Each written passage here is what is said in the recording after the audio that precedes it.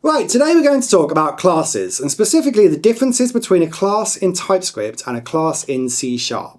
Now, when you first look at these two side by side, they do seem almost identical. They both have constructors, methods, and properties on them, so they look fairly familiar, both of these. But under the hood, they actually work very, very differently. And if you're moving between these two languages, C# and TypeScript, then it's really important for you to understand what the differences are. So let's start by looking at what a basic class looks like in both languages. So in TypeScript, you might see something like a class with a name property we've got here, and then a constructor to set that, and then a method on that class. So we have a speak method that logs something to the console. So here's that same class in C#, and it looks pretty much the same. It's got a public property, it's got a constructor that sets it, and it's got a method that writes to the console. So at a glance, they're fairly similar. But here's the first big difference. In C#, types are real at runtime. So when the program's actually running, it actually knows what types your objects are and what classes they came from. So you can do reflection on them in C#, you can inspect the metadata about the type of an object, you can check if an object is an instance of a specific class. In TypeScript, types are really just for you while you're coding. So in TypeScript, types are really just for the compiler. When the code runs, all of that type information basically disappears, and it's just regular old JavaScript underneath.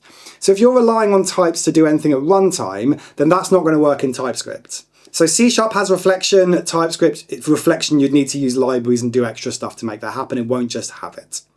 Another difference is the way inheritance works. So both languages support inheritance. In TypeScript, you can use the extends keyword like this. And in C# you can use a colon after the class name. But C# is a lot stricter about inheritance. So if you want a method to be overridden in C#, then you have to mark it as virtual, and then when you override it, you have to explicitly say override. You can't just accidentally override a method. In TypeScript though, it's much looser. So in TypeScript, you can just write a method with the same name and you'll override whatever was there before. And again, that's because TypeScript is just compiling down to JavaScript, and the rules of JavaScript are a lot more flexible. So in C#, inheritance is a lot more locked down, and in TypeScript, it's more just try not to mess it up, basically.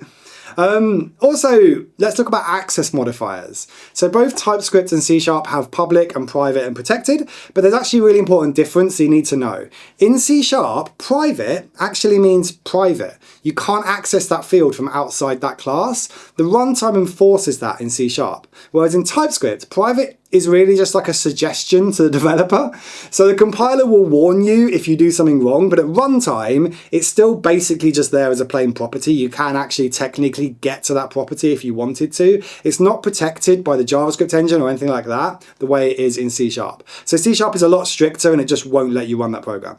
TypeScript is more just like, it's there, it's private, that's more of an advisory, but you can actually do it. Both languages let you define static methods, so that's another thing that's similar. You can have static methods and static properties, so things that belong to the class itself, but not to an instance of that class. In C# you can actually create whole static classes, so you can have a static constructor that runs once when the class is first used. In TypeScript, static is a lot simpler.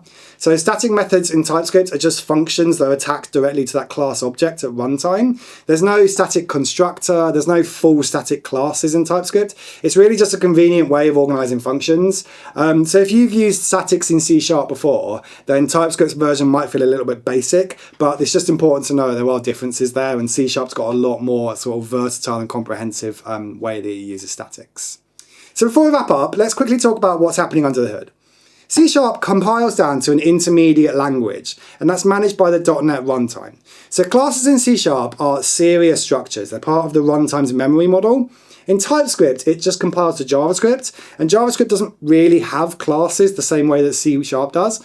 Classes in JavaScript are actually built on top of prototypes. So TypeScript's class keyword is really just syntactic sugar that makes it easier to work with prototypes in JavaScript. So even though you write class underneath, it's really just a constructor function with a bunch of properties stuck onto it as a prototype. So it's a totally different world underneath with TypeScript. Whereas with C#, you're working with classes. You're dealing with strict rules, strong types at runtime, and there's a real class-based memory model for C# that it's optimized for. Whereas if you're working with TypeScript classes, you're dealing with something a lot looser. It looks like a class when you're typing about it, and it feels like a class, but at runtime, it really is just a fancy JavaScript object. And that's a key thing to remember. Just because these two look similar, that doesn't mean they actually behave the same. So that's the basic differences in a nutshell, and I hope you found this helpful. Don't be discouraged from using classes in TypeScript. They're in TypeScript to make TypeScript feel more familiar to you if you're coming from a much stricter object-oriented language like C#, but just be aware of some of the differences and some of the sort of limitations, you could say, in classes in TypeScript when you're using them. So that's it from this video. Check out the other videos on my channel. I've got a lot more on TypeScript and a few videos on C# as well.